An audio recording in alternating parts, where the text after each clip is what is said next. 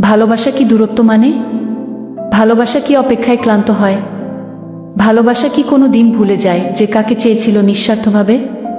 আরিয়ান প্রথম দিন ক্লাসে গিয়েই দেখেছিল একটা মেয়েকে, নির্জনা, শান্ত, আর চোখে অদ্ভুত এক গভীরতা। মেয়েটার নাম ছিল মেহরিন। সে চোখ তুলে তাকায়নি, কিন্তু আরিয়ানের ভেতরটা কেঁপে উঠেছিল। প্রথম দেখাতেই যদি মন চুরি হয়ে যায়, তবে কি তাকে চুরি বলা যায়? না, সেটা যেন ভাগ্যই নিয়ে আসে। ধীরে ধীরে বন্ধুত্ব হয়।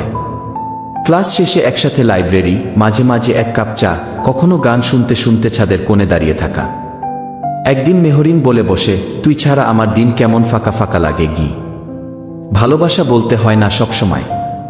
কিছু অনুভব শুধু চোখ দিয়েই বোঝা যায়। মেহরিনের চোখেই আমি আমার সব উত্তর খুঁজে নিয়েছিলাম।